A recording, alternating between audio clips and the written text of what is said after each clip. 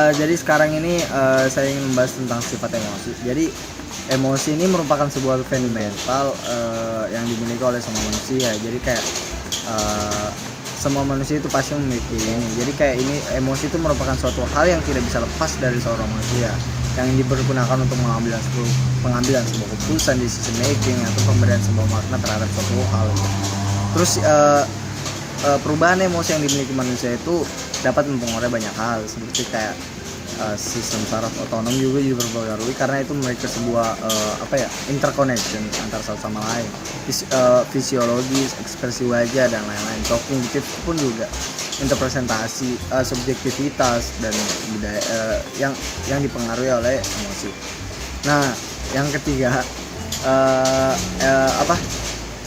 kecenderungan budaya etnis juga itu mempengaruhi faktor emosi, yang dimana biasa emosi yang dimiliki oleh orang etnis yang sama hanya bisa dimengerti oleh etnis yang sama juga. Saya akan membahas tentang kaitan antara emosi dan tubuh. Ekspresi wajah merefleksikan perasaan internal, memengaruhi perasaan internal, mengkomunikasikan perasaan, menunjukkan intensi, memengaruhi perilaku dan perasaan orang lain. Otak beberapa area terlibat dalam ekspresi emosi spesifik. Amigdala menentukan penting atau tidak sebuah informasi emosional yang masuk. Korteks menilai signifikasi informasi emosional dari amigdala. Prefrontal bagian kiri menghasilkan perilaku mendekati, contohnya bahagia dan amarah.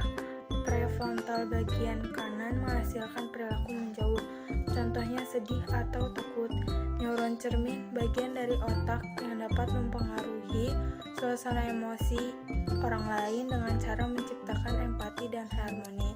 Sistem saraf otonom mengaktifasi hormon epinefrin dan neuropinefrin yang menghasilkan energi dan kewaspadaan. Epinefrin atau adrenalin, hormon yang bereaksi ketika tubuh mengalami stres. Saya akan menjelaskan poin selanjutnya. Deteksi kebohongan, atau kita dapat mengetahui jika seseorang berbohong. Tapi beberapa orang yang memiliki kemampuan alami untuk mendeteksi kebohongan orang lain tidak didukung oleh bukti. Selama berabad-abad, masyarakat mencoba mengetahui jika seseorang berbohong dengan cara mendeteksi respon fisiologis yang tidak dapat dikendalikan secara sadar. Poligraf atau mesin pendeteksi kebohongan didasarkan pada asumsi bahwa kebohongan akan menghasilkan emosional. Jika seseorang berbohong, akan merasa bersalah dan takut akan ketahuan dan mengakibatkan detak jantungnya bertambah cepat, pernapasannya meningkat, dan daya hantar listrik pada kulit meningkat. Tapi poligraf tidak bisa diandalkan karena ilmuwan menganggap mesin ini tidak valid. Alasannya, karena mesin ini tidak ada pola-pola psikologis dari rangsangan sistem saraf otonom yang secara khusus diasosiasikan dengan berbohong yang mengakibatkan salah mengidentifikasi banyak orang yang tidak bersalah dengan menunjukkan hasil bahwa mereka berbohong. Deteksi kebohongan yang lebih menjanjikan adalah metode kognitif. Seseorang yang dicurigai berbohong dimintai untuk bercerita, karena seorang yang berbohong banyak berpikir tentang cerita yang sebenarnya, kebohongan yang mereka ucapkan, dan cerita yang mereka karang untuk menutupi kebohongannya. Selanjutnya, hubungan emosi dan budaya. Di setiap negara, kota, atau tempat manapun pasti memiliki budaya atau kepercayaan yang berbeda-beda. Budaya dapat mempengaruhi atau menentukan emosi seseorang. Kemarahan mungkin merupakan emosi yang bersifat umum, tapi cara seseorang mengalami emosi ini bervariasi di setiap budayanya. Apakah marah itu baik atau buruk, bermanfaat atau merusak? Contoh bahwa budaya mempengaruhi emosi, salah satunya ialah Indonesia. Indonesia dikenal negara yang ramah karena memberikan senyuman atau menyapa orang di sekitarnya walaupun tidak dikenalnya. Sedangkan ada beberapa negara lain akan merasa tersinggung bahkan marah jika diberi senyuman atau disapa oleh orang yang dia tidak kenal. karena mereka merasa ditertawakan atau merasa ada yang salah dengan apa yang ada di dirinya. Cara mengungkapkan emosi juga dipengaruhi oleh aturan budaya. Di beberapa budaya, kesedihan diungkapkan dengan cara menangis atau tanpa air mata. Ada juga dengan menari, minum, mendengarkan musik. Bahkan dengan tersenyum, yang dilihat sebagai tanda keramahan mempunyai banyak makna. Orang Amerika lebih sering tersenyum dibandingkan orang Jerman. Bukan berarti orang Amerika lebih ramah daripada orang Jerman, tapi karena perbedaan budaya. Kapan senyuman merupakan yang tepat. Gender juga mempengaruhi emosi. Seperti umumnya yang kita ketahui dari keluhan pria, wanita itu sangat emosional. Atau bagi wanita, pria itu terlalu kaku. Tapi ini sekedar stereotip gender. Meskipun wanita cenderung lebih besar kemungkinan menderita depresi klinis dibandingkan pria, baik pria ataupun wanita tidak sedikit juga merasakan emosi sehari-hari, seperti marah, khawatir, merasa cemas, malu, maupun sedih. Perbedaan utama emosi pria dan wanita bukan dari apakah mereka merasakan emosi, tapi cara dan waktu mereka mengekspresikan emosinya dan bagaimana persepsi orang lain terhadap ekspresinya. Bagian tubuh yang terlibat dalam kondisi stres pertama, hipotalamus, melepaskan pengantar pesan kimiawi yang berkomunikasi dengan kelenjar pituitari. Kedua, kelenjar pituitari, mengirimkan pesan ke bagian kelenjar adrenal. Ketiga itu kelenjar adrenal, menghasilkan kelenjar, kortisol dan hormon-hormon lain yang menghasilkan kadar gula darah dan melindungi jaringan tubuh dari peradangan ketika terjadi duka. Nah, stres dan pikiran pertama itu optimisme, merupakan kondisi yang menganggap bahwa semua akan baik-baik saja, namun perlu tetap berada pada kondisi yang rasional.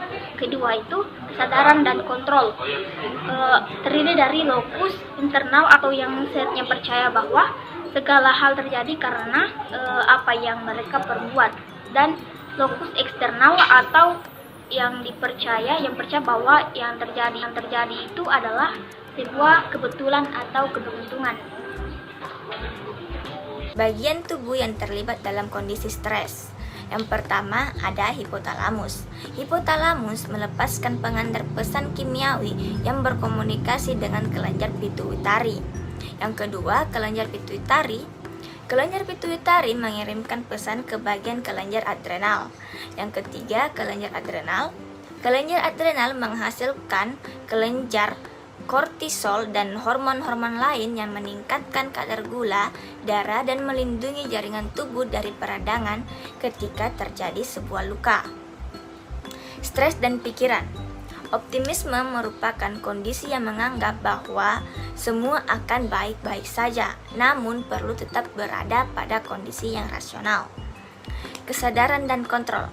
Terdiri dari lokus internal yang percaya bahwa segala hal yang terjadi karena apa yang mereka perbuat, dan lokus eksternal yang percaya bahwa yang terjadi itu adalah sebuah kebetulan dan keberuntungan. Membahas tentang stres dan emosi dan juga cara menanganinya. Pertama-tama, stres dan emosi itu kan memiliki interconnection gitu. Nah, orang yang berkepribadian antagonis atau sinis atau let's say kayak gimana ya, kayak ya suka marah-marah dan lain-lain, itu memiliki resiko terkena serangan jantung yang lebih tinggi karena itu organ itu memiliki interconnection terhadap otak. Nah, yang kedua, orang yang secara sadar menekan emosinya atau kayak memendam emosinya yang kayak terlihat sok kuat atau ya begitulah, akan memiliki resiko terkena penyakit yang lebih besar ketimbang orang pada umumnya. Ya karena ya dia memendam emosi, sedangkan emosi itu merupakan sebuah fundamental jiwa manusia. Nah, memaafkan itu bukan berarti semacam ya memendam perasaan. Maafkan itu lebih kayak menerima emosi-emosi negatif dan juga fokus terhadap penyelesaian masalah. Nah, kali ini saya akan membahas tentang penyelesaian masalahnya atau cara menangani stres. Di antara lain itu yang pertama meditasi. ya seperti yang kita tahu atau yang kita biasa lihat di Google, paling umum itu meditasi, keluar, hangout, bersosialisasi dengan teman-teman, menjalin relasi baru, lain-lain. Nah, yang kedua, focus on the problem. Jadi kita harus berpikir serasional mungkin dan tidak mengikuti emosional yang bersifat let's say bias kognitif namanya. Terus yang ketiga, kita kayak semacam visualisasi atau melihat kembali apa yang dapat kita petik dari masalah yang kita alamin itu atau stres yang kita alamin. Nah, yang terakhir, ya justru sebagai makhluk sosial kita juga membutuhkan dukungan sosial berupa sentuhan, belayan, ya, pelukan dan lain-lain. Ya, secara neuroscience itu meningkatkan kadar oksitoksin dan juga dopamin dan serotonin dan lain-lain yang dapat meredakan stres.